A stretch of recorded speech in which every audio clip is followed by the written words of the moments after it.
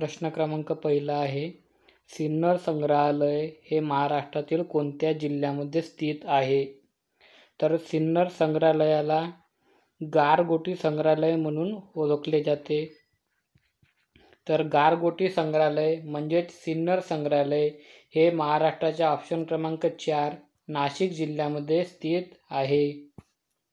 पुढचा प्रश्न आहे, ग्रामीण भागातील सक्षमीकरणासाठी महाराष्ट्र सरकारने मार्च 21 मध्ये कोणती योजना सुरू केली? तर ग्रामीण भागातील सक्षमीकरणासाठी महाराष्ट्र सरकारने मार्च 21 मध्ये महासमृद्धी महिला सशक्तीकरण योजना ही योजना सुरू केली. पुढील प्रश्न आहे, खालीलपैकी कोणता दिवस महाराष्ट्र कृषी दिन म्हणून साजरा केला जातो? तर महाराष्ट्र कृषी दिन हा दिवस आपण वसंतराव नाईक यांचा जन्मदिवस हा महाराष्ट्र कृषी दिन म्हणून साजरा केला जातो. तर तो दिवस आहे ऑप्शन क्रमांक 2 1 जुलै. 1 जुलै दिवशी आपण महाराष्ट्र कृषी दिन म्हणून साजरा करतो. पुढचा प्रश्न आहे, खालीलपैकी कोणत्या अधिकाऱ्याने नाशिकमध्ये ग्रामस्थ दिन योजनेची अंमलबजावणी केली? तर ती खालीलपैकी ऑप्शन क्रमांक 2 डॉक्टर संजय चहादे यांनी केली.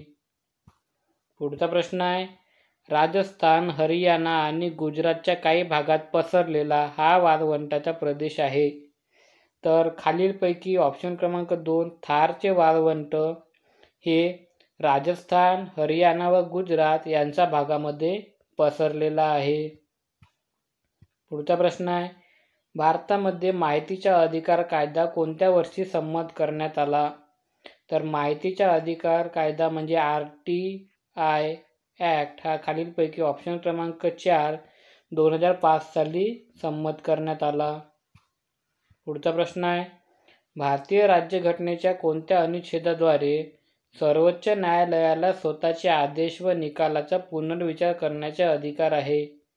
तर खालीलपैकी ऑप्शन क्रमांक 1 कलम 137 यानुसार सर्वोच्च न्यायालयाला स्वतःचे आदेश व निकालाचा पुनर्विचार करण्याचा अधिकार आहे.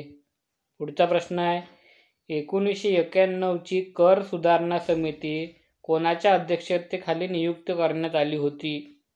तर 1991 ची कर सुधारणा समिती ही खालीलपैकी ऑप्शन क्रमांक 4 राजा जे चेलिया यांच्या अध्यक्षतेखाली नियुक्त करण्यात आलेली होती. पुढील प्रश्न आहे, महिलांना अल्प दरात सॅनिटरी नॅपकिन देण्याच्या उद्देशाने महाराष्ट्र सरकारने 8 मार्च 2018 पासून कोणती योजना सुरू केली? तर त्यांनी खालीलपैकी ऑप्शन क्रमांक 3 अस्मिता योजना ही सुरू केली. पुढचा प्रश्न आहे, ऑलिम्पिकमध्ये पदक मिळवणारी पहिली भारतीय महिला कुस्तीपटू कोण? तर ऑलिम्पिकमध्ये पदक मिळवणारी पहिली भारतीय महिला कुस्तीपटू ही खालीलपैकी ऑप्शन क्रमांक 1 साक्षी मलिक या होय. पुढचा प्रश्न आहे, भारतात सर्वात प्रथम जनगणना कोणत्या वर्षी करण्यात आली? तर भारतामध्ये सर्वात प्रथम जनगणना ही खालीलपैकी ऑप्शन क्रमांक 1 1872 या साली करण्यात आलेली होती. पण आपल्या स्वातंत्र्यानंतर पहिली जनगणना ही 1951-52 साली करण्यात आली होती. पुढचा प्रश्न आहे, ज्या केंद्रशासित प्रदेशाची स्वतःची विधानसभा अस्तित्वात नाही त्या प्रदेशाच्या प्रशासनास कोण जबाबदार असतात? तर ज्या केंद्रशासित प्रदेशाची विधानसभा अस्तित्वात नाही त्या प्रशासनाचे विभाग खालीलपैकी ऑप्शन क्रमांक 3 राष्ट्रपती हे जबाबदार असतात.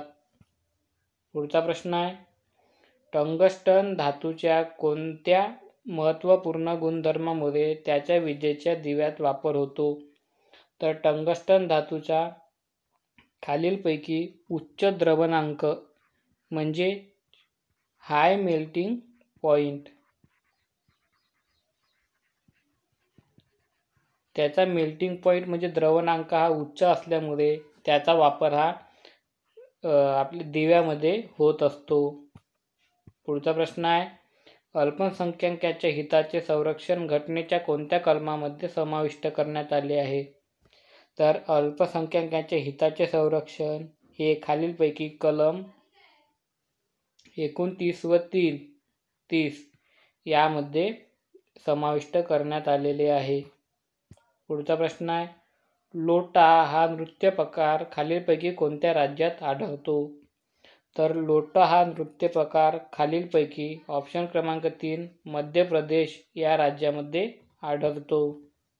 पुढचा प्रश्न आहे, गिरीस्थानाची राणी हे भौगोलिक उपनाम कोणत्या शहराशी संबंधित आहे? तर खालीलपैकी ऑप्शन क्रमांक 2 मसुरी या शहराला गिरीस्थानाची राणी या नावाने संबोधले जाते. पुढचा प्रश्न आहे, खालीलपैकी कोणत्या शहरात सुप्रसिद्ध जहांगीर आर्ट गॅलरी स्थित आहे? तर जहांगीर आर्ट गॅलरी ही खालीलपैकी ऑप्शन क्रमांक 4 मुंबई या शहरामध्ये स्थित आहे. पुढचा प्रश्न आहे, राष्ट्रीय मतदार दिन दरवर्षी कोणत्या दिवशी साजरा केला जातो? तर राष्ट्रीय मतदार दिन हा खालीलपैकी 25 जानेवारी ऑप्शन क्रमांक 2 25 जानेवारी या दिवशी साजरा केला जातो, कारण या दिवशी निवडणूक आयोगाची स्थापना केली होती. पुढचा प्रश्न आहे, क्युबामधील कोणता लोकप्रिय नृत्य प्रकार जगभर लोकप्रिय आहे, विशेषतः दक्षिण अमेरिकेत? तर खालीलपैकी साल्सा हा नृत्य प्रकार हा जगप्रसिद्ध आहे. पुढील प्रश्न आहे, दरवर्षी जागतिक महासागर दिन कोणत्या दिवशी साजरा केला जातो? तर जागतिक महासागर दिन हा दरवर्षी ऑप्शन क्रमांक 4 8 जून या दिवशी साजरा केला जातो. पुढील प्रश्न आहे, देवत कामन चारू हरितम हा प्रकल्प कोणत्या राज्यात राबवण्यात येत आहे? तर देवत कामन चारू हरितम हा प्रकल्प खालीलपैकी ऑप्शन क्रमांक 4 केरळ राज्यामध्ये राबविण्यात येत आहे. पुढचा प्रश्न आहे, लिथुआनियामध्ये भारताचे पुढील राजदूत कोणाची नियुक्ती करण्यात आली? तर खालीलपैकी देवेश उत्तम यांची नियुक्ती ही करण्यात आली. पुढचा प्रश्न आहे, जून महिन्याच्या ICC पुरुषांच्या प्लेयर ऑफ द मंथ म्हणून कोणाला निवडण्यात आले आहे? तर खालीलपैकी